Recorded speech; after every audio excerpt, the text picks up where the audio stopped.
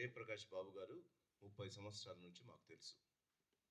ఆయన యవనస్తుడుగా, బ్యాచిలర్‌గా ఉన్నప్పుడు మా ఇంట్లోనే ఉండేవాడు. నేను రైల్వేలో మరి విజిలెన్స్ డిపార్ట్మెంట్‌లో మరి నేను డెప్యుటేషన్ మీద ఉన్నా కానీ I am from accounts department. Indian railways అకౌంట్స్‌లో అకౌంట్స్ ఆఫీసర్‌గా ఉండేవాడిని. అకౌంట్స్ ఆఫీసర్‌గా రైల్వేస్‌లో చాలా గొడవలు ఉండేవి. అంటే మరి డబ్బు తీసుకోకుండా పనులు చేసేవారు కారు. అందుకోసమని నేను విజిలెన్స్‌కి వెళ్ళాను. మరి 2004వ సంవత్సరంలో దేవుడు నేను రైల్ నిలయంలో థర్డ్ ఫ్లోర్‌లో ఆఫీసు ఉండేది. 2004 దానికి ముందు నేను పూనాలో పనిచేశాను. తర్వాత బాంబేలో పనిచేశాను. దాని తర్వాత హుబ్లీలో మరి గుంటకల్‌లో కూడా పనిచేశాను. మరి దేవుడు ఎందుకో నాతో తరచుగా మాట్లాడేవాడు. నేను బాప్టిస్ట్ చర్చ్ హైదరాబాద్ నారాయణగూడ లో 79లో నేను బాప్తిస్మం తీసుకున్నాను. 81లో సివిల్స్ రాసి మరి రైల్వేలో జాయిన్ అయ్యాను. దాని తర్వాత దేవుడు ఎందుకో ప్రతిసారి దేవుడు నాతో మాట్లాడి ఆయన సేవ కొరకు నన్ను పిలిచాడు. ఇంకా నాకు 16 సంవత్సరాలు మరి ఉద్యోగం చేసుకోవడానికి ఇంకా సమయం ఉండింది. మరి చాలామంది నన్ను ఆ పని చేయొద్దని కోరారు. కానీ దేవుడు నన్ను ఆయన పనికి పిలిచాడని నా భార్య, నేను ఆమెను జ్ఞాపకం చేసుకోవాలి. ఆమె ఈ సంవత్సరం జనవరి 19వ తారీఖున ప్రభు సన్నిధానానికి వెళ్ళిపోయింది. She my inspiration. ప్రభు నిన్ను పిలిస్తే దేవుడు చూసుకుంటాడు, నువ్వు దేవుని సేవకు వచ్చే అని చెప్పింది. ఆమె చెప్పడం మూలాన నేను రైల్వేకు రిజైన్ చేసి దేవుని సేవకు వచ్చాను. నేను బాప్టిస్ట్ చర్చిలో అన్ని హోదాల్లో ప్రెసిడెంట్గా కూడా బాప్టిస్ట్ చర్చిలో పనిచేశాను. మరి అది నా ఆధిక్యత కాదు.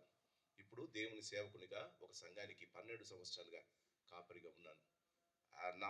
దేవుడు ఇచ్చిన నాకు అతి శ్రేష్టమైన పిలుపు, దానికన్నా ముఖ్యంగా ఆయన పరిచర్య చేయడానికి ఒక సేవకునిగా దేవుడు వాడుకోవడానికి చూపిన కృపను బట్టి దేవునికి వందనాలు చెల్లిస్తుంటున్నా. ఈ సాయంకాలం నన్ను పిలిచిన మరి బాబు గారికి, మరి జయప్రకాష్ బాబు గారు, వారి పిల్లలు, అమ్మగారు, వారందరినీ దేవుడు దీవించి ఆశీర్వదించాలి. What is Christmas? అయ్యగారు శ్రీకాంత్ అయ్యగారు చాలా మంచిది. క్రిస్మస్కు ప్రాధాన్యత, క్రిస్మస్లో మనము సేవిస్తున్న యేసు ప్రభు యొక్క అతి శ్రేష్టమైన ఆశ్చర్యకరత్వాన్ని మన ముందు ఉంచాడు. ఆ ఆశ్చర్యకరమైన యేసు ప్రభు జననాన్ని మనము జరుపుకోవటానికి మనకు అర్హత ఏంటి? యేసు ప్రభు జననాన్ని మనము చేసుకోవాలని బైబిల్లో ఇక్కడ రాయలేదు. మనము ఇలా బెలూన్లు కట్టుకొని, ఇలా స్టార్స్ను పెట్టుకొని, ఇలా క్రిస్మస్ ట్రీస్ను పెట్టుకొని, ఇలా మనం కలుసుకొని ఈ క్రిస్మస్ యొక్క ప్రాధాన్యత ఏంటి? Why should we celebrate Christmas? ఒక చిన్న సంఘములో వారి సండే స్కూల్ టీచరు వారికి క్రిస్మస్ ఇలాంటి ప్రోగ్రాంలో చాలా మరి అడ్వాన్స్డ్ చర్చెస్లో, బ్రదర్ అని కాకుండా అడ్వాన్స్ చర్చెస్లో క్రిస్మస్ రోజు తప్పకుండా నేటివిటీ ప్లే, అంటే యేసు ప్రభు జననాన్ని గురించిన ఆ కథలను డ్రామా రూపంగా చేస్తారు. అందులో మరియమ్మను, యోసేపును, కొంతమంది గొల్లలను, జ్ఞానులను, వీళ్ళనందరినీ చూపించి యేసు ప్రభు యొక్క జనన విధానం ఎలా జరిగిందో మన కండ్లకు పిల్లలు చేసి చూపిస్తారు. I don't know whether you do it or not. In our church we are having it on 24th. మరి ఆ జననములో, ఆ క్రిస్మస్ ఒక జననంలో చాలా క్యారెక్టర్స్ ఉన్నాయి. ఒక యవనుడు, ఒక చిన్న పిల్లవాడు, 5 సంవత్సరాల రాకుల్ అనే పిల్లవాడు, చాలా తుంటరివాడు. ప్రతిరోజు గుడికి వస్తాడు, సండే స్కూల్కి వస్తాడు. కానీ తన జీవితంలో మరి ఆ దినం సండే స్కూల్ టీచర్ చెప్పే విషయాలను వాడు వినేవాడు కాడు. వాళ్ళ నాన్న పెద్ద ఆఫీసర్, అందరితో తులగగా చేసి మాట్లాడేవాడు. ఆ దినం టీచరు ఒక్కొక్కరిని సెలెక్ట్ చేసుకుంటుంది. ఒక చిన్న యవన బాలికను తీసుకొని, అమ్మా నీవు మరియమ్మగా పనిచేయాలి, మరియమ్మగా నువ్వు యాక్ట్ చేయాలి అనింది. ఇంకా కొంచెం యవ్వనస్తుడు ఆ కుమార్తె యొక్క అన్నను పిలిచి, నువ్వు యోసేపుగా పనిచేయాలనింది. కొంతమంది 4-5 మంది పిల్లల్ని తీసుకొని మీరు గొల్లలుగా యాక్ట్ చేయాలనింది. రాహుల్ చూస్తూ ఉన్నాడు, నేను ఒక పెద్ద ఆఫీసర్ గారి కుమారుణ్ణి, నా జీవితంలో సండే స్కూల్ టీచర్ చెప్తున్న విషయాలు నేను వినకపోయినా తప్పకుండా మా నాన్నను బట్టి నాకు ఈ యొక్క ప్లేలో తప్పకుండా ఒక క్యారెక్టర్ దొరుకుతుంది అని అనుకుంటున్నాడు రాహుల్. అంతలోపలికే టీచరు వేరే 3 పిల్లలను జ్ఞానులుగా పిలిచింది. రాహుల్కు ఎలాంటి పార్ట్ అందులో ఇవ్వలేదు. చాలా కోపం వచ్చింది. తులగవాడినైనా మంచి మాటకారిని కదా, నేను మంచిగా యాక్ట్ చేసేవాడిని కదా, టీచర్ నాకెందుకు ఇలాంటి ఛాన్స్ ఇవ్వలేదని రాహుల్కు చాలా కోపం వచ్చింది. ఆ రోజు సాయంకాలం వాళ్ళ నాన్న అమ్మ అడిగారు, రాహుల్ ఈ దినం మీ చర్చ్ మన చర్చిలో డ్రామా ఉంది కదా, నీకేంటి పోర్షన్? ఏం మాట్లాడలేదు. కోపంగా ఉన్నాడు రాహుల్. రాహుల్ కోపంగా ఉండి తన ఆ దినం రానే వచ్చింది. ఆ డ్రామా చేస్తున్నారు. పిల్లలందరూ ఎక్సైట్మెంట్లో వాళ్ళ తల్లిదండ్రులందరూ వారి పిల్లలను స్టేజ్ మీద చూడాలని తగతగలాడుతూ ఉన్నారు. ఆ సమయంలో రాహుల్ అందరికన్నా చివరి బెంచిలో కూర్చున్నాడు. ఒక సైడు తన్ను తాను తిట్టుకుంటున్నాడు. ఇంత మంచి అవకాశం, స్టేజ్ మీద యాక్ట్ చేసే అవకాశం నాకు పోయింది అని బాధపడుతూ ఉన్నాడు. ఒక సన్నివేశం తర్వాత ఇంకొక సన్నివేశం జరిగిపోతుంది. ఒక సన్నివేశం తర్వాత మరియ వచ్చింది, యోసేపు వచ్చాడు, గొల్లలు వచ్చారు, జ్ఞానులు వచ్చారు. ఒక చిన్న తొట్టిలో యేసు ప్రభువును ఒక శిశువుడుగా ఒక బొమ్మను తీసుకొని ఆ శిశువుని పెట్టారు. పాటలు పాడారు, సైలెంట్ నైట్లు పాడారు, అంతా అయిపోయింది. వారి పిల్లలు చాలా బాగా యాక్ట్ చేశారని వాళ్ళ తల్లిదండ్రులు స్టేజ్ మీదకి వచ్చి వాళ్ళు ముద్దుల మీద ముద్దులు పెట్టుకుంటున్నారు. రాహులు వెనక్కల ఉండిపోయాడండి. కోపం వస్తుంది. వాళ్ళ నాయన వాళ్ళు వీడిని గమనిస్తూ ఉన్నారు. తనకైతే కోపం వస్తుంది, ఏం చేయలేని పరిస్థితిలో ఉన్నాడు. అంతా అయిపోయిందండి. అందరూ వెళ్ళిపోయారు. లైట్లు కూడా తీసేస్తున్నారు. ఆ సమయంలో రాహుల్ స్టేజ్ మీదకి వెళ్ళాడు. అంతకుముందు అక్కడ క్రిక్కిరిసిన క్యారెక్టర్స్ ఉండే. అక్కడ యేసుప్రభు యొక్క జననము యొక్క ఆ సంఘటనలు జరిగాయి. ప్రతి వారు ఆ స్టేజ్ మీద వారికి ఇచ్చిన డైలాగులు చెప్పి అందరినీ తన్మయత్వం చేశారు. అందరూ బాగా ఆ స్టేజ్ మీద వారి చేయవలసిన క్యారెక్టర్స్ అన్ని ఇంప్లిమెంట్ చేసిన తర్వాత అందరూ వెళ్ళిపోయారండి. రాహుల్ కొద్దిసేపైనా ఈ స్టేజ్ మీదకి వెళ్దామని స్టేజ్ మీదకి వెళ్ళాడు. స్టేజ్ మీదకి వెళ్ళిన తర్వాత తనకు ఒక రకంగా కోపం వస్తుంది. కాళ్ళతో కొడుతూ ఉన్నాడు ఆ స్టేజ్ను. కొట్టుకుంటూ కొంతసేపు అయిన తర్వాత అక్కడ ఒక గడ్డి ఉంది. ఆ గడ్డిని పోయి చూద్దాం అనుకున్నాడు. యేసు ప్రభును ఒక తొట్టెలో ఒక బాత్ టబ్లో కొంచెం గడ్డి పెట్టి అందులో యేసు ప్రభును బొమ్మగా అందులో పెట్టారు. వచ్చిన వారందరూ మరియా, యోసేపులు, గొల్లలు, జ్ఞానులు వెళ్ళిపోయారు. కానీ ఆ బొమ్మ అయిన యేసు ప్రభును మర్చిపోయారు, పడేసిపోయారు. రాహులు పరిగెత్తుకుంటూ పోయి ఆ బొమ్మను తీసుకున్నాడు. 5 నిమిషాల ముందు నీ చుట్టూ గొల్లలు డాన్స్ చేశారు కదా, 5 నిమిషాల ముందు, అర్ధగంట ముందు మరియమ్మ నిన్ను ఒడిలో పెట్టుకొని ఉండే కదా, 5 నిమిషాల ముందు జ్ఞానులు వచ్చి నీకు బంగారము, బోలము, సాంబ్రాన్ని అర్పించింది కదా. క్రిస్మస్ అయిపోయింది, డ్రామా అయిపోయింది, నిన్ను పడేసి వెళ్ళారు కదా. యేసయ్యా నిన్ను పడేసి వెళ్ళారు కదా. అందరూ నిన్ను గురించి, నీ యొక్క జననాన్ని గురించి, నీ ఆశ్చర్యకరమైన మాటలను గురించి, నీ యొక్క జనన అద్భుతాన్ని గురించి చాలా మంచి మంచి మాటలు చెప్పారు, మంచి మంచి డైలాగులు చెప్పారు. అంతా అయిన తర్వాత నిన్నే పడేసి వెళ్ళిపోయారు కదా యేసయ్య. అయినా ఆ బొమ్మను తీసుకున్నాడు.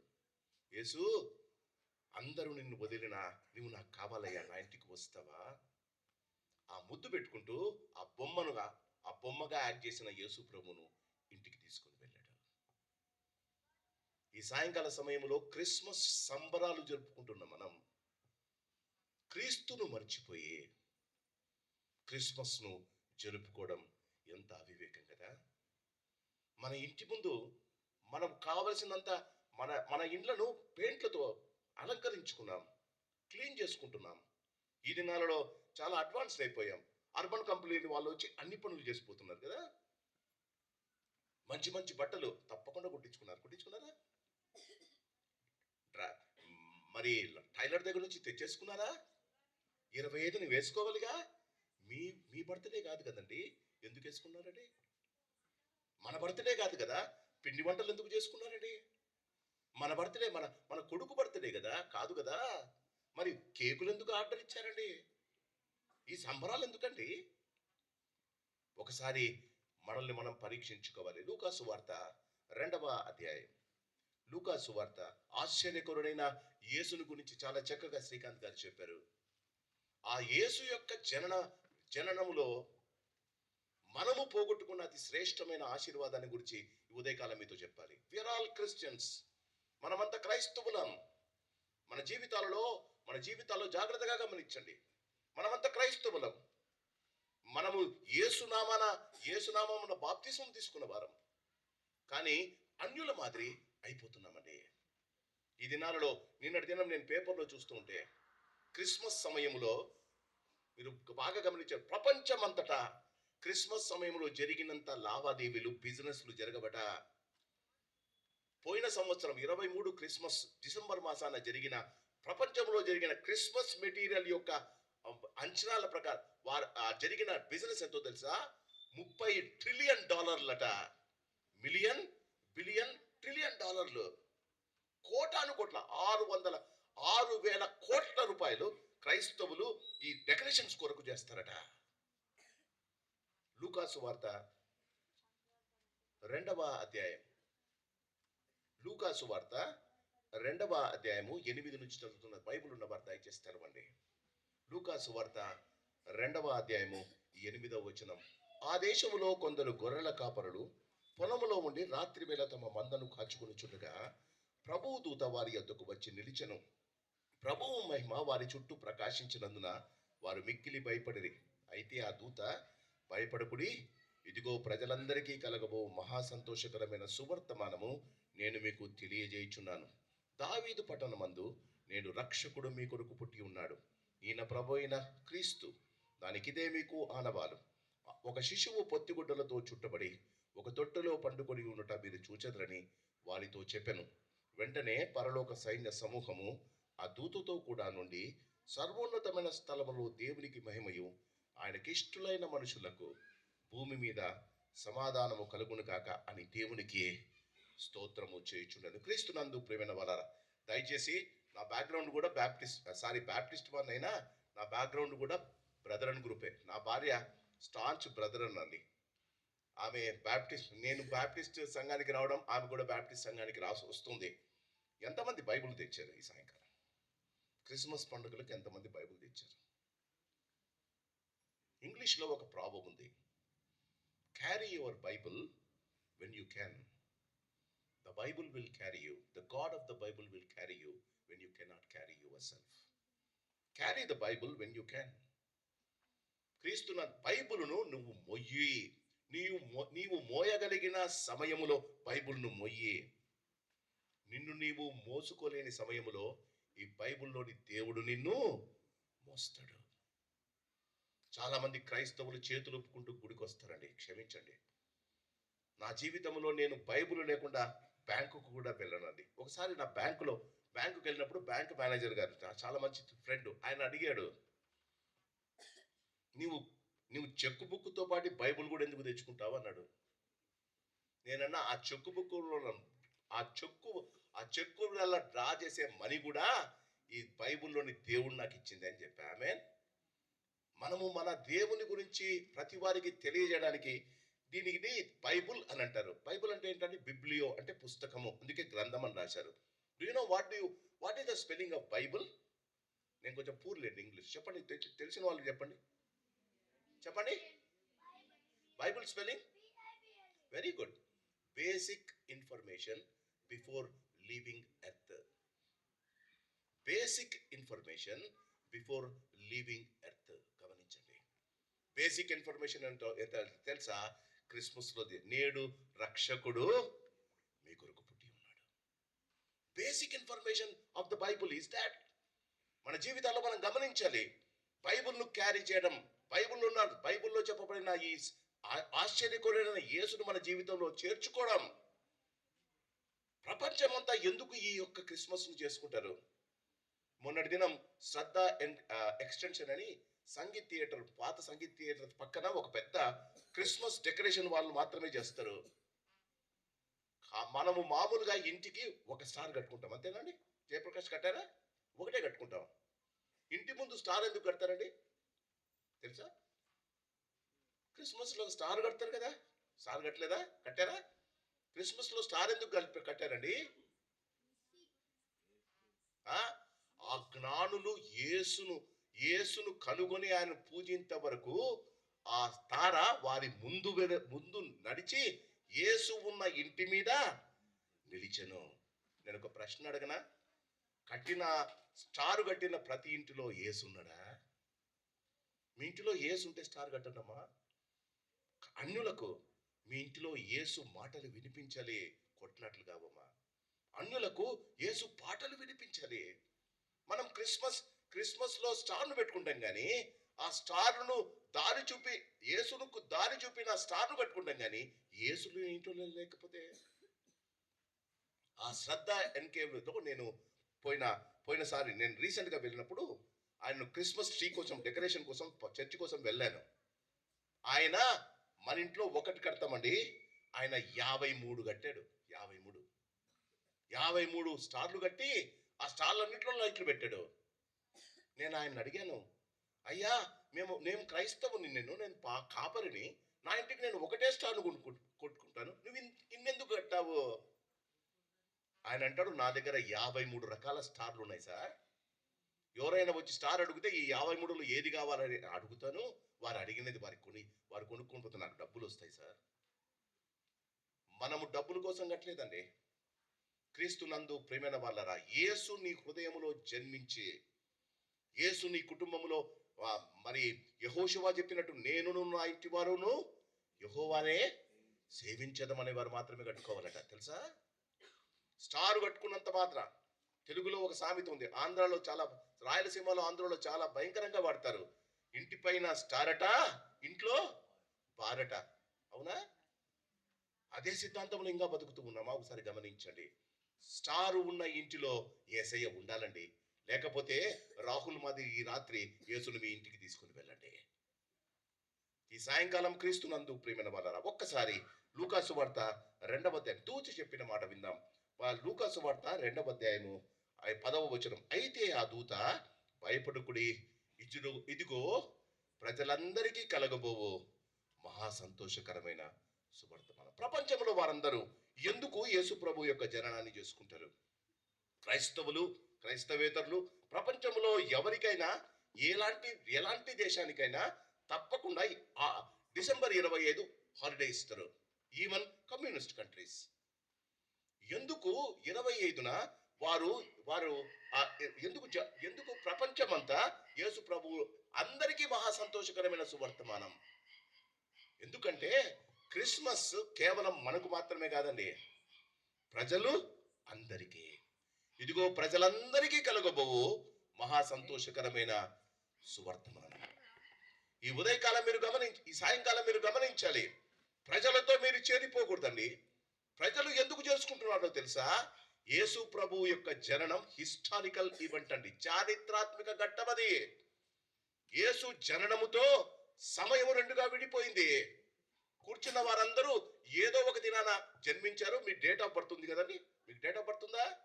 నా డేట్ ఆఫ్ బర్త్ నేను 1958లో పుట్టానండి. మా నాన్న నేను 1985లో పుట్టానని చెప్పాడు.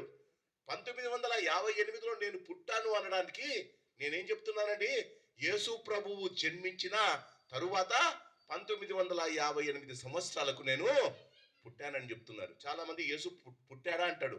బర్త్డే అడగండి. ఆయన ఏ రోజు ఎప్పటి నుంచి క్యాలిక్యులేట్ చేస్తున్నాడండి? క్రీస్తు శకం నుంచి ఆయన ఈ లోకానికి వచ్చి చనిపోయిన తర్వాత నుంచి క్యాలిక్యులేట్ చేస్తున్నారు కదా. యేసు జననం కాలాన్ని రెండుగా మార్చివేసింది. క్రీస్తు పూర్వము, క్రీస్తు శకము. ఏ గ్రంథములో అయినా, ఏ మతములో అయినా కాలాన్ని రెండుగా చేయగలిగిన ఆశ్చర్యకరుడు ఉన్నాడా అండి? అందుకే లోకమంతా ఆయన జన్మను జరుపుకుంటారండి.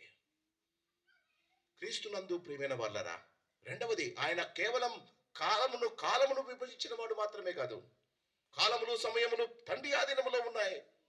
ఆయన కాలము సంపూర్ణమైనప్పుడు ఆయన తన ఏకైక కుమారుని పంపాడని గలితిలో పౌలు చెప్తున్నాడు. ఆయన కేవలము హిస్టారికల్ పర్సన్, హిస్టారికల్ ఈవెంట్ ఏం కాదండి, అది ప్రవచనాల నెరవేర్పు. యెషయా గ్రంథములో యెషయా భక్తుడు మాట అంటాడు, కన్యక గర్భవతి అయి కుమారుని కన్ను. అది దేవుని ద్వారా ఆదాము ఏదేను వనములో చేసిన పాపంలో, ఆదాము చేసిన పాపానికి దేవుడు ఆదామును, హవ్వను, భూమిని, సాతానును శపిస్తుండగా ఆయన అంటున్న మాట, నీ సంతానానికి ఆమె సంతానానికి వైరం కలుగును. అప్పుడే తండ్రి అయిన దేవుడు చెప్పాడండి, ఒక కన్యక గర్భవతి అవుతుందని. అది ప్రవచనాల నెరవేర్పు దినం. అందుకే ప్రపంచమంతా చేసుకోవచ్చండి. క్రీస్తునందు ప్రియమైన వాళ్ళరా, ఇది కేవలం ప్రవచనాల నెరవేర్పు మాత్రమే కాదండి. ఇది క్రీస్తునందు ప్రియమైన వాళ్ళరా, ఇది ప్రాయశ్చిత్త దినమండి. యోసేపు మరియమ్మ దగ్గరికి గాబ్రియేలు దూత వచ్చి ఏమంటుందో తెలుసా? ఆయనకు మీరు యేసు అని పేరు పెట్టాలి. ఆయనే వారి పాపముల నుండి వారిని రక్షించును గనుక వారికి యేసు. అందుకే అందరూ చేసుకుంటారండి. ప్రపంచంలో ప్రజలందరికీ కలగబో మహా సంతోషకరమైన సువర్తమానం క్రైస్తవులకు. మన వారితో చేరిపోయి పండుగ చేసుకుంటున్నాం. యేసు ప్రభువును మర్చిపోతున్నాం. యేసు ప్రభు ఆ దినం గొర్రెల కాపురలకు చెప్పింది, దేవదూత చెప్పిన ఆ శ్రేష్టమైన సువర్తమానాన్ని మనం మర్చిపోతున్నామండి. చూడండి, అదే దేవదూత చెప్పిన తర్వాత పరలోకంలో ఏం జరిగిందో ఒకసారి గమనిద్దాం. లూకాసు వార్త 2వ అధ్యాయము 13వ వచనం. వెంటనే పరలోక సర్వ సైన్యము ఆ దూతతో కూడా నుండి సర్వోన్నతమైన స్థలములో దేవునికి మహిమయు, ఆయనకు ఇష్టులైన మనుషులకు, ప్రజలందరికీ మహా సంతోషం, ఆయనకు ఇష్టులైన మనుషులకు భూమి మీద సమాధానం కలుగును గాక. మనము మహా సంతోషకరమైన, ప్రజలందరికీ కలిగిన మహా సంతోషకరమైన సువర్తమానం చేసుకుంటూ జీవితంలో ఆయన మీకిచ్చే సమాధానాన్ని, శాంతిని మనం దూరం చేసుకుంటున్నాం. క్రీస్తు ఆయనకి ఇష్టులైన మనుషులకు భూమి మీద సమాధానము కలుగును గాక. ఆ దినం మరియమ్మను ఎందుకు ఎన్నుకున్నాడండి? కన్యకైన మరియమ్మను ఎందుకు ఎన్నుకున్నాడండి? ఆ దినాల్లో చాలా మంది కన్యకలు ఉన్నారు. వారు మెస్సయ్య వారి గర్భంలో జన్మించాలని వారు ప్రార్థన కూడా చేసేవారట. అలాంటి సమయంలో కన్యకైన మరియ దగ్గరికి వచ్చిన తర్వాత దేవుడు పరిశుద్ధుడైన, పవిత్రుడైన తండ్రి అయిన దేవుడు మరియమ్మను ఎందుకు నమ్మాడండి? ఆమె తన జీవితంలో చాలా డబ్బు ఉన్న మనిషి కాదే, ధనవంతురాలు కాదే, చదువుకున్నదే కాదే, యవనస్తురాలు 16-17 సంవత్సరాల ఈ కన్యక దగ్గరికి ఎందుకు వచ్చాడండి? ఎందుకో తెలుసా?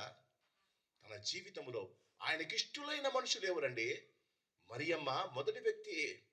మరియమ్మ దగ్గరికి దేవదూత వచ్చి చెప్పిన తర్వాత ఆమె ఆశ్చర్యపడి తన మనసులోని మాటను చెప్పిన తర్వాత ఇది ఎలా జరుగునని ప్రశ్నించిన తర్వాత దేవదూత పరిశుద్ధాత్మ శక్తి నీ మీదికి వచ్చును. క్రీస్తునందు ప్రియమైన వాళ్ళరా, అది జరిగిన తర్వాత ఆమె అన్న మాట ఏంటో తెలుసా? ఆమె ఎందుకు దేవునికి ఇష్టురాలైంది? ప్రభువు దాసురాలను నీ మాట చొప్పున నాకు జరుగునుగాక. జీవితంలో కష్టం వచ్చినప్పుడు, మన జీవితంలో అనుకున్నది సంభవించినప్పుడు, క్రిస్మస్ సమయంలో కాదు, మన జీవితంలో, క్రైస్తవ విశ్వాస జీవితంలో కొంచెము నీవు కష్టపడినది నీకు దూరమైనప్పుడు, నీ జీవితంలో రోగం వచ్చినప్పుడు, నీ జీవితంలో బాధ కలిగినప్పుడు, నీవు అనుకున్న విజయం నీకు రానప్పుడు, జీవితంలో నీవు ఫెయిల్ అయిపోతున్నప్పుడు, ప్రభువా నీ చిత్త ప్రకారంగా నీ దాసురాలను నీ చిత్త ప్రకారంగా నాకు జరుగునుగాక అని చెప్పగలుగుతామండి. మానవులు చూడండి, ఆయనకిష్టులైన మనుషుల్లో మొదటిది మరియమ్మ. రెండవది ఆయనకిష్టులైన మనుషులు యోసేపు అండి. కార్పెంటర్, ఒక వడ్రంగి, సామాన్యమైన వడ్రంగి. చరిత్రలో యోసేపును గురించి మాట్లాడితే యోసేపు తల్లిదండ్రులు, యోసేపు తండ్రి పేరు యాకోబు యోసేపులు ఏం చేసేవారో తెలుసా? వారు కార్పెంటర్స్ అట. చరిత్ర ప్రకారంగా మనం చదివితే క్రీస్తునందు యాకోబు యోసేపులు రోమా సైన్యానికి సిలువలను చేసి ఇచ్చేవారట. అదే సిలువ మీద యేసేను వేశారు కదండి. అలాంటి యోసేపు, సిలువలను చేసి రోమా ప్రభుత్వానికి ఇచ్చే యోసేపు దగ్గరికి దేవుడు ఎందుకు నమ్మాడండి? వాక్యం అంటుంది మత్తయి సువార్తలో యోసేపు నీతిమంతుడై ఉండి మరియమ్మను బాహాటముగా విడనాడనొల్లక మదన పడుతుండగా దేవుని దూత కలలో ఆయన కనిపించినప్పుడు వాక్యం అంటుంది, యోసేపు గర్భవతి అయిన మరియను చేర్చుకొనెను. ఆమె కుమారుని కనునంత వరకు ఆమెను ఎరుగకుండెను అనింది వాక్యములో. పరిశుద్ధంగా జీవిస్తున్నాడు. పరిశుద్ధుడైన దేవుడు మరియ గర్భంలో ఉన్నప్పుడు భర్త కదా, అధికారం ఉంది కదా. వాక్యం అంటుంది కుమారుని కను వరకు ఆయన మరియమ్మను ఎరుగకుండెను. ఈ పరిశుద్ధత యోసేపులో చూశాడండి దేవుడు. క్రీస్తునందు ప్రియమైన ఆయనకి ఇష్టులైన మనుషులు. పామరులు అడవిలో రాత్రిపూట వారి గొర్రెలను కాసుకుంటూ ఉన్నారు. వాస్తవానికి రాత్రిపూట గొర్రెలను దొడ్డిలో పెట్టి ఆ కంచె వేస్తారు, కంచెను మూసేస్తారు, వారు వెళ్ళి పండుకుంటారు. వీరు ఎంత పామరులు, ఎంత పూర్ పీపుల్ అంటే, ఎంత అంటే డబ్బులు ఎంత బలహీనులు అంటే, వారి జీవితంలో రాత్రిపూట పెట్టడానికి వారికి గొర్రెలకు దొడ్డి లేదండి. వారు రాత్రిపూట అడవిలో అరణ్యములో రాత్రి వేళ తమ మందలను కాచుకుని చుట్టగా, ఆయనకిష్టులైన వారు ఎవరంటే, దేవుడు నీకు ఇచ్చిన పనిలో నీకు యథార్థత ఉందా? రాత్రిపూట కూడా దేవుని గురించి ధ్యానం చేస్తూ ఉన్నావా? దేవుని నీకిచ్చిన నీవు పని చేస్తున్న స్థలంలో నీ బాసు నిన్ను నమ్ముతున్నాడా? నీవు ఏ పని చేస్తున్న దాంట్లో యథార్థత ఉందా, గొనుగుడు ఉందా? వారు ఆ రాత్రి వేళ వారి మందలను కాచుకొనుచుండగా, క్రీస్తునందు ప్రేమైన వాళ్ళరా, దేవుని మహిమ ప్రకాశించిందంటే, ఎందుకు గొర్రెల దగ్గరికి దూత వెళ్ళాడు? బాగా గమనించండి. వారి జీవితంలో వారు యథార్థంగా వారి మందలను వారు నిద్రపోవడం లేదండి. దేవదూత వచ్చి వారికి చెప్పిన వెంటనే వారంటారు, దేవుడు మనకు ఈ వార్త తెలియజేశాడు. మనము వెంటనే బెత్లెహేము వరకు వెళ్ళి, క్రైస్తవులు యేసు ప్రభుల వారు సంఘాలలో అద్భుత కార్యాలు ఎందుకు చేయడం లేదు తెలుసా? యోహాను సువార్త 2వ అధ్యాయంలో ఆ కనాను విందులో యేసు ప్రభుల వారు 6 రాతి బాణాలను నింపమన్న వెంటనే నింపారండి. Nowadays Christians are the postponing people. ఏదైనా సంఘములో పని చేస్తే రేపు వచ్చి చేద్దామండి, రేపు నీ జీవితంలో ఎప్పుడు రాదు కదా. ఆలోచించండి. ఆయనకిష్టులైన మనుషులు దేవుని కార్యమునందు ఆతురత గలవారు, దేవుని కార్యాలను ముందుండి చేసేవారు. పాస్టర్ గారు ఇప్పుడు చెప్తున్నారు, క్రైస్తవులు ఎందుకు తల్లకిందలు చేయలేకపోతున్నారండి? అపోస్తల కార్యములో వారు వెళ్ళి ప్రకటిస్తూ ఉంటే విన్న ప్రజలు వీరు భూమిని తల్లకిందులు చేసి వారు ఇక్కడికి వచ్చి ఉన్నారు అని అన్నారు కదా. మనం ఎందుకు తలకిందులు చేయడం లేదండి? 6 గంటలకు ఆరాధన అంటే 7 దాకా యేసు ఏడుస్తూనే ఉండాలి కదా. ఎప్పుడండి మనం దేవునికి ఘనత ఇస్తాము? వెంటనే అర్ధరాత్రి వెంటనే వారు వెళ్ళి బెత్లెహేములో వారికి చెప్పిన ఒకే ఒక ఆనవాళ్ళు, చాలా మంది పుట్టింటారు కదండి ఆ రాత్రి. వారికి చెప్పిన ఒకే ఒక ఆనవాళ్ళు ఏంటో తెలుసా? ఒక తొట్టిలో పండుకుని ఒక శిశువు, అది కుడితి తొట్టి, పశువుల తొట్టిలో ఉన్న కుడితి తొట్టిలో క్లీన్ చేసి అందులో యేసు ప్రభువును పడబెట్టారు, నిన్ను నన్ను రక్షించడానికి.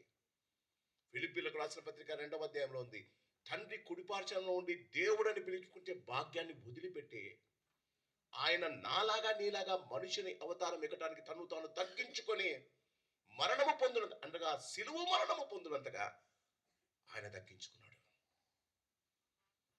పోయిన ఆదివారం తర్వాత 16వ తారీఖున మా చర్చిలో ఒక ఆమె యవ్వనస్తురాలు, ఆమె నాకు ఫోన్ చేసి అడుగుతుంది, అంకుల్ పోయిన క్రిస్మస్ కన్నా ఈ క్రిస్మస్ మంచిగా చేద్దాం అంకుల్. ఎందుకు చేద్దామమ్మా? నేను మంచి చీర కొనుక్కోవాలి అంకుల్, మంచి చీర కొనుక్కోవాలి అంకుల్. నేనన్నా మంచి చీర అంటే ఏంటమ్మా, మంచి చీర అంటే ఏంటమ్మా అని అడిగా. ఏమంటుందో తెలుసా? పోయిన క్రిస్మస్కు నేను 18,000 చీర కొనుక్కున్నాను అంకుల్, ఈ సంవత్సరం 25,000 చీర కొనుక్కోవాలి. మంచి చీర అవునా? బయట చలికి చిన్న చిన్న టవళ్ళు కప్పుకొని పండుకున్న వారు ఉన్నారు. నేను ఆ కుమార్తెకు చెప్పా, ఈ 25,000లో 25 బ్లాంకెట్లు వస్తాయమ్మా, క్రిస్మస్కు పోయి చలికి వణుకుతున్న వారి మీద కప్పిరామ్మా. వారి జీవితంలో క్రైస్తవ సిద్ధాంతాలను మనం మర్చిపోతున్నాం. అందుకే వాక్యం అంటుంది, నీ ఆహారాన్ని నీళ్ల మీద వేయము, చాలా రోజుల తర్వాత అది నీకు కనిపిస్తుంది. నువ్వు ఎంత ఖర్చు పెట్టావో దాన్ని తగ్గించుకొని ఎవరికో ఒకరికి, ఆకలిగా ఉన్న వారికి ఆహారం పెట్టారు. ప్రభు అంటాడు కదా, మీరు ఆయన కుడివైపున ఉన్న వారిని, మత్తయి సువార్తలో ఉంటాడు, ఆయన కుడివైపున్న వారిని చూచి నా తండ్రి చేత ఆశీర్వదింపబడిన వాళ్ళరా, నేను ఆకలి కొంటిని, నేను మీకు ఆహారం పెట్టిన, మీరు నాకు ఆహారం పెట్టారు. నేను దప్పికొంటిని, మీరు నాకు దాహం తీర్చారు. నేను దిగంబరినై ఉంటిని, మీరు నాకు వస్త్రాలు ఇచ్చారు. నేను రోగినై ఉంటిని, మీరు నన్ను దర్శించారు. నేను చెరసాలలో ఉంటిని, నన్ను పరామర్శించారు. వాళ్ళు అంటారు, ఎవరికి ఎప్పుడు వచ్చావయ్యా, ఎప్పుడు నువ్వు ఆకలి కొన్నావయ్యా, ఒక చిన్నవానికి చేస్తే నాకు చేసినట్టే.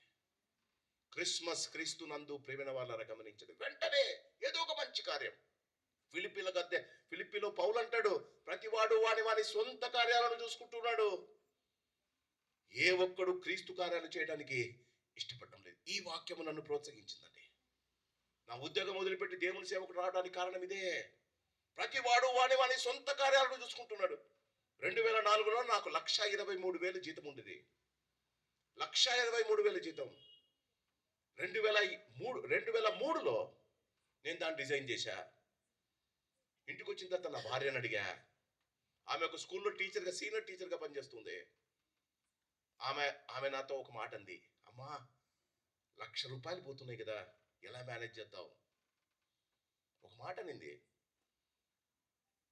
ఇన్ని రోజులు మనం మన కడుపులు చూసుకున్నాం, ఇప్పుడు మన కడుపులోను ఎండ పెడదాం, ఎక్కువసేపు ప్రార్థన చేద్దాం, ఫాస్టింగ్ ప్రేయర్ చేసుకుందాం. దేవుడు నమ్మదగిన వాడండి. నాకు రైల్వేలో ఉన్న ఘనత కన్నా ఈ బైబిల్లో దేవుడు నాకు ఎక్కువ ఘనతనిచ్చాడు. అందుకే మీ ముందు నిలబడ్డా. క్రీస్తు నందు ప్రేమైన వాళ్ళరా, ఎందుకు చెప్తున్నాను అంటే, నా భార్య చనిపోయేటప్పుడు ఈ సాక్ష్యం నేను చెప్పాలి. నా భార్య భయంకరమైన వ్యాధితో ఉంది. 40 లక్షలు ఖర్చు పెట్టారు. డాక్టర్లు ఇంకా బతకదని చెప్పేశారు. ఆ రాత్రి జనవరి 18 నేను పక్కన కూర్చుని నేను అడిగా, లిలీ ఎలా ఉంది నీకు అంటే, ఆమె నాకు మాట చెప్పింది. ఉదయకాలం ప్రార్థన ఇద్దరం కలుసుకొని, కుమారుడు కెనడాలో పాస్టర్గా ఉన్నాడు, కుమార్తె ఇక్కడే మణికొండలో ఉంటుంది. తనకు ఇద్దరు పిల్లలు, వారు నా ఇంట్లో ఉన్నారు. అందరినీ బయటికి పంపించేసింది. ఆమె నాతో ఒక మాట అనింది, గతించిన 4 సంవత్సరాలు నువ్వు నాకు సేవ చేస్తున్నావు, నా కొరకు నువ్వు ప్రార్థన చేస్తున్నావు, ప్రభువా నా భార్యను బాగు చేయను ప్రార్థన చేస్తున్నావు. నిన్న రాత్రి యేసయ్య నాకు కనిపించాడు. ఆయన అన్నాడు, లిల్లీ, నీకు ఎప్పుడో స్థలము సిద్ధపరిచా, నిన్ను నా దగ్గరికి తీసుకురావాలని నేను అనుకుంటూ ఉన్నా. నీ భర్త ప్రార్థన నిన్ను పరలోకానికి రాకుండా ఆపుతుందమ్మా. నాతో ఒక మాట అడిగింది, నీవు నాకు భర్తవు మాత్రమే కాదు, నీవు నాకు కాపరివి కూడా. కాపరిగా ఒక సభ్యురాలుగా నేను నిన్ను ఒక ప్రార్థన అవసరత కోరుతూ ఉన్నా. నాకు అర్థమైపోయింది. ఏం చేయమంటావు ప్రార్థన? ప్రభువా నీ చిత్తమైతే ఈ దాసురాలను నువ్వు తీసుకొని ప్రార్థన చేయి. నేనన్నా, కాపరిగానే నా ప్రార్థన చేయలేను. కాపరిగా నేను ప్రభువా నా భార్యను తీసుకో, నేను ప్రార్థన చేయలేనమ్మా. ఆమె అంటుంది, చాలా బాధగా ఉంది నాన్న, యేసు ప్రభు నాకు కనిపిస్తున్నాడమ్మా, నాకు వెళ్ళిపో బుద్ధి అవుతుందమ్మా. ఉదయకాలం 8 గంటలకు జరిగిన సంభాషణ. నేను కోపంతో వెళ్ళిపోయా. నా రూమ్కి వెళ్ళి ఏడ్చుకున్నా, ప్రభువా నేను నీ సేవ చేస్తున్నా, నా భార్య నాతో ఉండడం, నా కొరకు ప్రార్థించడం, అంత భయంకరమైన పరిస్థితుల్లో ప్రతిరోజు గంట సేపు నా కోసం ప్రార్థన చేస్తాను. నా భార్య నాకు దూరమైనా ఆమె ప్రార్థన నాకు దూరం అవుతుందయ్యా, ఏదో ఒకటి చెయ్యయ్యా. 11 గంటలకు నన్ను మళ్ళా పిలిచింది, ప్రార్థన చేస్తావా? నేను చేయలేనన్నా, కాపరిగా నేను చేయలేనమ్మా. ఆశీర్వాదానికే కానీ శాపానికి కారణం కాకూడదు కదా అన్నాడు కదా దేవుడు. అప్పుడు ఆమె ఒక మాట అనింది, యేసు ప్రభువు వారి సిలువలో ఉండి, తండ్రి నీ చేతికి నా ఆత్మను అప్పగించలేదా? మనం దేవుని బిడ్డలం కదా, నేను పరలోకానికి వెళ్తున్నా, ఇంతగా ప్రేమతో సేవిస్తున్న ప్రభు దగ్గరికి వెళ్తున్నా, నువ్వు ప్రార్థన చేయనింది. 8 గంటలకు మళ్ళా అందరం ఇంట్లో కుటీర ప్రార్థన కూర్చున్నాం. ఆమె చెప్పిన పాటలే 3 పాడాం. ఇదిగో దేవా నా జీవితం ఆమెకు చాలా ఇష్టం. నన్ను పాడమంది, నేను గిటార్ తీసుకొని పాడిన తర్వాత ఇప్పుడు మా మనవరాళ్ళతో చెప్తుంది, మీ తాత ఎప్పుడు ప్రార్థన చేస్తాడు, మీరు అందరు కళ్ళు మూసుకోండి అని నాతో అనింది. Today I'm going, you must ప్రే. ఆ రాత్రి నేను ప్రార్థన చేశాను, ప్రభువా ఈ దీన దాసురాలి ప్రార్థనను అంగీకరించు, నీ చిత్తమైతే ఈ రాత్రి ఆమెను తీసుకుని వెళ్ళు. నేను వెళ్ళి నెక్స్ట్ రూమ్లో పడుకున్నా. 11 గంటలకు నా కూతురు వచ్చి చెప్పింది, మమ్మీ ఈస్ నో మోర్. క్రీస్తు నందు ప్రేమైన వాళ్ళ నాకు బాధ ఎలా కాలేదండి. నా కొడుకు, నా కూతురు, నా బంధువులు నన్ను తిట్టారు, నువ్వు పాస్టర్వా? ఇలాంటి ప్రార్థన చేస్తావా? ప్రభా నీ దీనదాసులు తీసుకొని ప్రార్థన చేస్తావా? నేనన్నాను, ఆమె కోరింది నేను ఇచ్చాను. ఆమెకు విడుదల కావాలంటుంది. ఈ గుడారము శిథిలమైన ఈ గుడారము పోయి మహిమ గుడారంలో ప్రవేశం ఆమెకు ఇష్టపడుతుంది. ఆయనకిష్టులైన మనుషులకు భూమి మీద సమాధానం కలుగును గాక. క్రీస్తునందు ప్రియమైన వాళ్ళరా, మరియమ్మను చూశాం, యోసేపును చూశాం, గొర్రెలను చూశాం. మనమెప్పుడు ఇష్టలమైతామండి?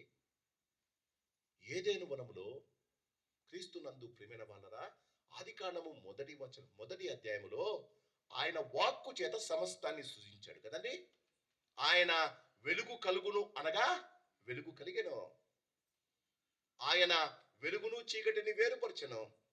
ఆయన ఆకాశంలోని సూర్యుని, చంద్రుని, నక్షత్రాలను మాట చేత సెలవించాడు. ఆయన భూమి మీద ఉన్న ప్రతి చెట్టును తన మాట చేత చేశాడు. ఆయన వాక్కును పంపి ఈ సృష్టిని చేశాడు. ఆ సృష్టిలో ఆయన ఆదాములను హవ్వలను చేసి తను కోరుకున్న ఏదైనా వనంలో ఆయనను ఉంచాడు. వారు ప్రతిదినం దేవునితో సహవాసము చేస్తున్నారు. జాగ్రత్తగా వినండి. వారు ప్రతిదినం దేవునితో సహవాసము చేస్తున్నారు. చల్లని పూట సాతాను వారి మధ్య దూరి అవ్వను అడిగాడు, ఇది నిజమా? దేవుడు ఈ చెట్లలోని ఏ ఫలమునైనా నువ్వు తినకూడదని చెప్పనా? చెప్పేసింది. వాస్తవానికి జాగ్రత్తగా బైబిల్ చదివిన వాళ్ళకు తెలుసు, ఆదాముతో దేవుడు చెప్పాడు కానీ హవ్వతో చెప్పలేదమ్మా. ఆదాముతో చెప్తున్నప్పుడు ఈ తోటలోని ఈ పళ్ళములు, జీవవృక్ష ఫలాలను నువ్వు తినకూడదని చెప్పినప్పుడు హవ్వ ఇంకా సృష్టింపబడలేదు. కానీ హవ్వ అంటుంది, హవ్వ ఏమనాలండి? దేవుడు నాతో చెప్పలేదు అనాలి. సాతాను కరెక్ట్ అడిగాడు, దేవుడు మీతో చెప్పాడా? హవ్వ అంటుంది, అవును నాతో చెప్పాడండి. హవ్వతో చెప్పలేదే, ఆదాముతో చెప్పాడే. ఈగో భర్తలో సగంగా. క్రీస్తునందు ప్రేమైన వాళ్ళని ఆలోచించండి. ఆమె అంటుంది, ఈ ఒక్క వృక్ష ఫలాన్ని మేము తినకూడదు. వెంటనే అబద్ధం చెప్పాడు, మీరు దేవదూతలు అయిపోతారట, అందుకే మిమ్మల్ని దేవదూతగా మీరు కాకూడదట. దేవదూతలని తినింది దయ్యాల్లాగా తయారయ్యారు కదా. దేవుడు సృష్టించి దేవుడు మానవుని తన స్వరూపమందు చేస్తే పాపము చేసిన మానవుడు దేవుని సారూప్యాన్ని పోగొట్టుకున్నాడండి. అందుకే దేవుడు వారిని ఏదైనా వనం నుండి తరిమి వేశాడు.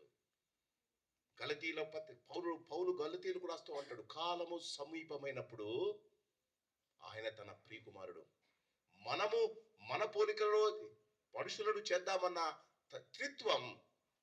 త్రిత్వములోని ఒకడు ఈ క్రిస్మస్ దినాన నేను పోగొట్టుకున్న దేవుని సారూప్యమును తిరిగి నాకు ఇవ్వటానికి ఆయన ఈ లోకానికి వచ్చాడు. క్రిస్మస్ యొక్క ఉద్దేశం ఇదే. The creator has come to recreate you. నీవు పోగొట్టుకున్న ఆయన సుగుణాలు, నీవు పోగొట్టుకున్న ఆయన ముఖ కవలికలు, నీవు పోగొట్టుకున్న యెహోవా యొక్క సారూప్యం తిరిగి నీ ముఖాన్ని సరిగ్గా చేయడానికి ఆయన వచ్చాడని. మనము భూలోకములో ఆయనకు ఇష్టంగా కావాలి అంటే పోగొట్టుకున్న సారూప్యం తిరిగి పొందుకోవాలి. క్రిస్మస్ లో పండగ చేసుకొని స్వీట్లు తినడం మాత్రమే కాదండి. రోమిలకు రాసిన పత్రిక 3:23 ఏమంటుందమ్మా? ఏ భేదము లేదు, అందరూ పాపము చేసి దేవుడు అనుగ్రహించు, చెప్పండి, మహిమ. ఏంటండి దేవుడు అనుగ్రహించు మహిమ? ఆయన సారూప్యం. కాబట్టి కాబట్టి నమ్మువారు కృపచేతనే. ఈ ఉదయకాలం గమనించి, ఈ సాయంకాలం మీరు నేను గమనించాలి. యేసు సారూప్యంలోనికి మనము ఎదగాలి అంటే ఎఫెసీయులకు రాసిన పత్రిక 5వ అధ్యాయంలో ప్రేమ కలిగి సత్యము చెప్పుచు మీరు అన్ని విషయాల్లో క్రీస్తు వలె ఉండటానికి ఎదగండి. క్రిస్మస్ లో నీవు దేవునికి ఇష్టడు కావాలి అంటే పోగొట్టుకున్న యేసు సారూప్యం నీ మీదికి రావాలి. ఎలా వస్తుందమ్మా? యోబు గ్రంథం 22:21లో వచనం ఏమంటుందో తెలుసా? నీవు ఆయనతో సహవాసము చేసిన ఎడల నీకు సమాధానము కలుగును, ఆ రీతిగా నీకు మేలు కలుగును. ప్రజలందరికీ కలిగిన మేలు కాదమ్మా, ఆయనతో సహవాసము చేస్తే దేవుడు పోగొట్టుకున్న దేవుని సారూప్యం తిరిగి ఇస్తాడమ్మా. క్రిస్మస్ లో ఆయన వచ్చింది దేవుని సారూప్యంలో చేసిన నీవు లోకములో పడిపోయే యోహాను రాసిన మొదటి పత్రిక 2వ అధ్యాయంలో ఏముంది? ఈ లోకములో ఉన్నదంతయు శరీరాశ, నేత్రాశ, జీవపు డమ్మం.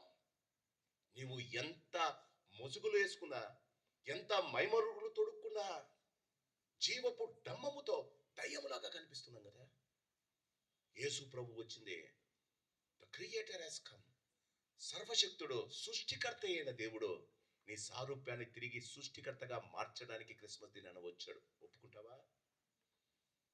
నీ ముఖ కవలికలు చెడిపోయాయని, దేవుడు నిన్ను కోరుకున్న రీతిగా నీవు జీవించడం లేదని, దేవుని యొక్క ప్రణాళికల ప్రకారం నీవు జీవించడం లేదని క్రిస్మస్ నాడు నీవు ఒప్పుకుంటే దేవునికి ఇష్టలైన వారి మాత్రం. మొదటి the creator has come to recreate you. దేవుని యొక్క ముఖ కవలికలు మన జీవితంలో వెళ్ళిపోయాయి కదా. మన మాటల వల్ల, మన పాటల వల్ల, మన యొక్క ప్రవర్తన వల్ల, మన యొక్క పనుల వల్ల. ఆది కాండములోనే మొదటి 6వ అధ్యాయంలోనే దేవుడు మనుషులు చేసినందుకు ఆయన మనస్సున నొచ్చుకొనెను, సంతాపపడెను. God is feeling sorry for you.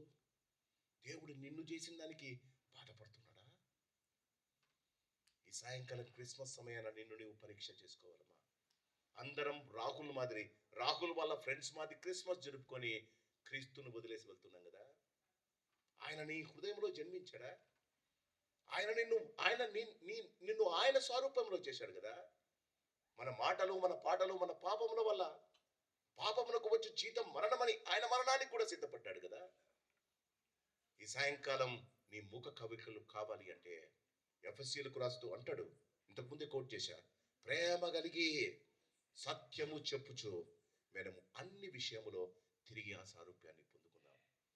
Christmas లో నిజమైన దేవునికి ఇష్టడు కావాలి అంటే ఇది జ్ఞాపకం పెట్టుకోండి.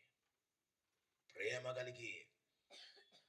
యేసు ప్రభుల వారు కూడా అదే అంటాడు కదా, నిన్ను వలే నీ సహోదరుని ప్రేమించండి. క్రిస్మస్ యొక్క సారాంశం ఇది.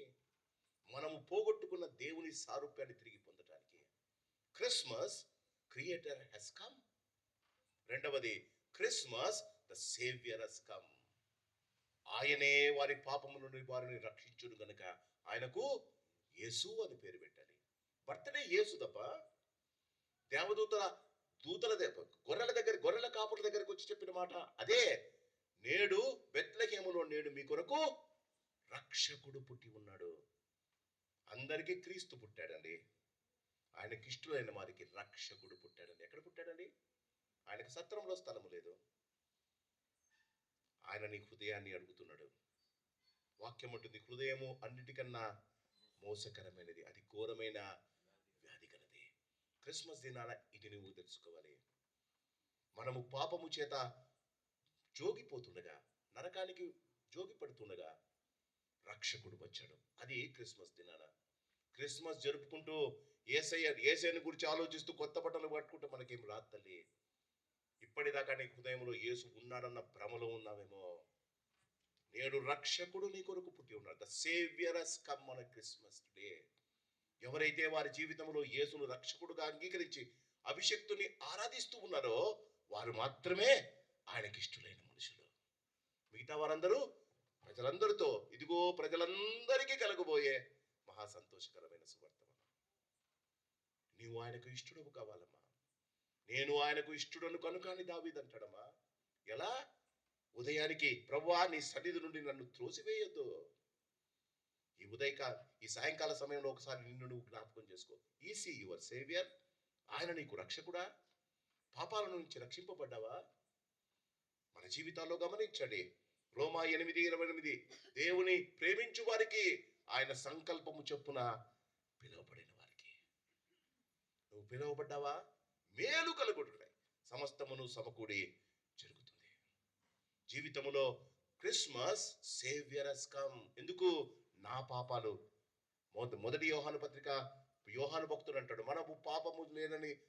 మనలో పాపము లేదని చెప్పుకునే ఎడలా మనలను మనమే మోసపుచ్చుకుంది. మనలో సత్యం ఉండదు. సత్యం ఉండదు అంటే ఏంటండి? సత్యానికి పిలాతు ముందు నిలబడినప్పుడు నువ్వు రాజువా అని అంటాడు. ఏమంటాడండి యేసు ప్రభు? నేను రాజే, సత్యానికి రాజు, మరియు మనలో సత్యం ఉండదు. ఈ సాయంకాల సమయంలో ఒకసారి జ్ఞాపకం చేసుకుందాం. ఆ సత్యమైన దేవుడు నీ జీవితాన్ని బాగు చేశాడా? Saviour has come to save me. నన్ను రక్షించడానికి, పాపినైన నన్ను రక్షించుటకు రక్షకుడు పుట్టి ఉన్నాడు. క్రిస్మస్ ఒకవేళ రక్షకుడు నీ హృదయంలో పుట్టి ఉండకపోతే క్రిస్మస్ ఒక వేడుక మాత్రమే అమ్మా. నీ జీవితంలో యేసు ప్రభు ఉండాలమ్మా. మూడవది, Christmas a king has come. ఆయన రాజాదిరాజమ్మా, ఆయనకు ప్రభులకు ప్రభు అమ్మా. మన జీవితంలో గమనించండి, ఆయన ఇప్పుడు క్రిబ్లో లేడమ్మా. ఆయన పశువుల పాకలో లేడు తల్లి. ఆయన తండ్రి కుడిపార్శ్వమున కూర్చొని ఉన్నాడు. ఆయన తండ్రి కుడిపార్శ్వమున కూర్చొని ఉన్నాడు. 110వ కీర్తనలో ప్రవచనాత్మకంగా దావీదు మహారాజు చెప్పిన మాట, ప్రభువు నా ప్రభువుతో చెప్పిన మాట, నీ శత్రువులను నీ పాదముల పీఠముగా చేయంత వరకు నా కుడిపార్శ్వమున కూర్చున్నామని ఆయన నా ప్రభువుతో చెప్పాడు. క్రీస్తు నందు ప్రియమైన వాళ్ళరా, క్రిస్మస్ జరుపుకుంటూ ఉంటే రాజాదిరాజు ఒకరోజు రాబోతున్నాడు. నీ వేడుకలోనే నువ్వు ఉంటావు. ఎత్తబడేవారు ఎత్తబడతారు, మిగిలిన వారు భయంకరమైన సాతాను యొక్క భయంకర ప్రకటనలో చెప్పబడిన భయంకరమైన ఆ 7 సంవత్సరాలలో మా భయంకరమైన ఆ క్షోభను అనుభవించవలసి ఉంది. రాజు వస్తున్నాడమ్మా. He's coming. క్రిస్మస్ లో రాజుగా ఆయనను అంగీకరించకపోతే, రాజు అని ఎవరిని అంటామమ్మా? చెప్పినదంతా, నేను ఒక వ్యక్తి చెప్పినదంతా చేస్తే ఆయన నాకు రాజు అవుతాడమ్మా. యేసు చెప్పిందంతా చేశారా? క్రీస్తు నందు ప్రియమైన వాళ్ళారా, ఈ సాయంకాలం క్రిస్మస్ మెసేజ్ లో దేవుడు నిన్ను అడుగుతూ ఉన్నాడు, ఆయన నీకు రాజా? ఆయన మాట ప్రకారంగా జీవిస్తూ ఉన్నావా? ఇంటిలో ఆయన అధికారానికి ఒప్పుకున్నావా? వ్యక్తిగతంగా నీకు హృదయంలో దేవుడు జన్మించి ఆయన నీకు రాజుగా సమస్తము ఆయన చెప్పినట్టు నువ్వు జరుగుతున్నావా? రాజు అనుకుంటూ ఆయన మాటలను పెడచెవిని పెడితే, ప్రకటన గ్రంథం 7 సంఘాలకు చెప్తూ ప్రభు ఒక మాట అంటాడు, పరిశుద్ధాత్ముడు దేవుడు సంఘములకు చెప్పుతున్న సంగతులను చెవి గలవాడు వినుగాక. ఆత్మ సంఘములతో చెప్పుతున్న సంగతులను చెవి గలవాడు వినుగాక. మనకు చెవులు ఉన్నాయండి, కానీ వినటానికి ఇష్టం లేదు. చివరిగా క్రీస్తునందు ప్రియమైన వాళ్ళరా, ఆయనకిష్టులైన మనుషులకు భూమి మీద సమాధానము కలుగు. చాలా మందికి ఈ ఉదయకాలం నేను చెప్పాను, నా సంఘములో చాలా మందికి క్రైస్తవులకు చాలా మందికి ఇది వర్తమానం మాత్రమే. ఇదిగో ప్రజలందరికీ కలగబో మహా సంతోషకరమైన వర్తమానం మాత్రమే. ప్రతి ఆదివారం కాపర్లంగా మనము పాపులము, మన పాపాల కొరకు యేసు ప్రభు వారు వచ్చారు, నీవు పాపివి, దేవుడు నిన్ను అడుగుతున్నాడు, నీ యొక్క పాపాలు ఒప్పుకొని నీవు తిరిగి ఆయన రక్తంలో కడుక్కో అని చెప్తే చాలా మందికి కోపం అండి. చాలా మంది దేవుని వాక్యాన్ని అశ్రద్ధగా చేస్తారు. ఎలా ఉంటుందో తెలుసా? క్రీస్తు జననంలో నేను చెప్తాను మీకు 3 విషయాలు. హేరోదు దగ్గరికి 3 జ్ఞానులు వచ్చారు. జ్ఞానులు వచ్చి ఒక మాట అడిగారు. ఏమని అడిగారమ్మా? యూదుల రాజుగా పుట్టినవాడు ఎక్కడ ఉన్నాడు, ఆయనను మేము పూజించవచ్చాం. రాజు పుట్టాడంటే రాజ్యం సంతసించాలి కదా. మత్తయి సువార్త 2వ అధ్యాయంలో ఉంది. ఈ వార్త విని హేరోదు అధికార మందిరములో ఉన్న వారందరూ కలవరపడిరి. ఇది వర్తమానం. రాజు మీ కొరకు పుట్టి ఉన్నాడు, వర్తమానం. కలవరపడొద్దు. నీ జీవితంలో నిజమైన వాక్యమును నీవు అంగీకరిస్తూ ఉంటే కలవరపడవలసిన అవసరమే లేదు. వర్తమానం వచ్చిందండి. అదే దేవదూతల దగ్గరికి వచ్చినప్పుడు ఆ వర్తమానం సువర్తమానముగా మారింది. ఏంటా సువర్తమానం? ప్రజలందరికీ కలుగు మహా సంతోషకరమైన సువర్తమానము. క్రీస్తు నందు ఆ సువర్తమానం ఏంటో తెలుసా? రక్షకుడు నీ కొరకు పుట్టి ఉన్నాడు. అదే మరియమ్మ దగ్గరికి వచ్చే సమయానికి ఆ సువర్తమానం, శుభవర్తమానం, ఈ శుభవచనం ఏమిటో అని మరి ఆలోచించుకుంటుండగా, ఏంటట శుభవచనం ఏంటండి? మరియా, నీలో యేసు ప్రభువు పుట్టబోతున్నాడు. అందరికీ క్రిస్మస్ ఒక వర్తమానం. కలవరం. క్రిస్మస్ వస్తే చాలా డబ్బులు ఖర్చు పెట్టాలి కదమ్మా. క్రిస్మస్ వస్తే డెకరేషన్ చేయాలి కదమ్మా. క్రిస్మస్ చేయాలంటే పిండి వంటలు చేసుకోవాలి కదమ్మా. చాలా మంది క్యాలిక్యులేట్ చేసుకుంటారు క్రిస్మస్కి ఎంత ఖర్చు పెట్టాలో అని. అవునా? ఆలోచించండి. క్రిస్మస్ వర్తమానం కొంతమందికి ఎందుకు పండగ చేసుకోవాలి, బాధతో పండగ చేసుకుంటారు కొంతమంది. కొంతమందికి సువర్తమానం, రక్షకుడు నా కొరకు పుట్టాడనే. మరియమ్మకు శుభ వర్తమానం. ఎందుకట? యేసు తనలో పుట్టుతున్నాడట. ఆ యేసే ఈ రాత్రి నీ హృదయంలో పుట్టాలని ఇష్టపడుతున్నాడు. ప్రకటన గ్రంథం 3వ అధ్యాయంలో, ఇదిగో నేను తలుపు వద్ద నిల్చుండి తట్టుచున్నాను. నీ హృదయాన్ని ప్రభువుకి ఇస్తావా? క్రిస్మస్ లో the creator has come to recreate you. Christmas లో the saviour has come to make you away from your sin, to wash away from your sin. Christmas లో the king is coming to make me, జయించువానికి నాతో కూడా సింహాసనముల మీద కూర్చుండబెట్టి నన్ను king చేయడానికి ఆయన నాలాగా పుట్టాడమ్మా. క్రిస్మస్ కేవలం సంబరాలు పండగ మాత్రమే కాదు, ఆయన నీ కొరకు పుట్టి ఉన్నాడు. క్రీస్తు నందు ప్రియమైన వాళ్ళరా, మహా సంతోషకరమైన సువర్తమానంతో మన జీవితాలు మన ప్రభావితం కాకూడదండి. ఆయనకి ఇష్టలైన మనుషులకు భూమి మీద సమాధానం కలుగునుగా. క్రైస్తవులంగా, యేసును నమ్మిన వారంగా, విశ్వాసులంగా క్రిస్మస్ ఒక పండుగ మాదిరి కాకుండా అది నీ జీవితానికి సమాధానమును, శాంతిని దయచేయునుగాక. ఈ సమయంలో క్రీస్తునందు ప్రియమైన వాళ్ళరా, యేసు 2000 సంవత్సరంలో పుట్టాడు. కానీ కూర్చున్న చాలా మంది హృదయాలలో ఆయనంగా పుట్టలేదండి. ఈ సమయాన ప్రభు నాతో మీతో మాట్లాడుతున్నాడు. ఒకవేళ ఇప్పటిదాకా యేసుని నీ హృదయంలో చేర్చుకోక సంఘములోనే నువ్వు సభ్యుడిగా ఉన్నావేమో. యేసు కొరకు నీవు జీవించిన, యేసులాగా నీవు జీవించాలని యేసు సంఘములోనే ఆయన పని చేస్తున్నా నిజమైన యేసు యొక్క శిష్యులుగా నీవు జీవించలేదేమో. యేసు ప్రభు చేసిన పరిచర్యలో 3.5 సంవత్సరాల్లో ఆయన పక్కన, ఆయన రొమ్మున ఆనుకున్న యోహాను ఇలా ఉంటే యూదా ఇక్కడే ఉండేవాడండి. వాక్యం అంటుంది ఆయనతో 3.5 సంవత్సరాల సహవాసము చేసిన. వాక్యం అంటుంది యోహాను సువార్త 13వ అధ్యాయంలో, సాతాను యూదాలో ప్రవేశించను. నీ హృదయము ఖాళీగా ఉంటే సాతాను ఏదో ఒక దినం ప్రవేశిస్తాడమ్మా. క్రిస్మస్ లో సేవియర్ హస్ కమ్. నీ పాపాలు ఒప్పుకో, రక్షకుడు వచ్చాడు నీ పాపాలను క్షమించి నిన్ను, మన పాపములను మనం ఒప్పుకుని ఆయన నమ్మదగిన వాడును, నీతిమంతుడు కనుక ఆయన మన పాపములను క్షమించి సమస్త దుర్నీతి నుండి మనలను పవిత్రులుగా చేస్తాడు. ఈ క్రిస్మస్ సమయాన నీవు ఒకవేళ ఇంకను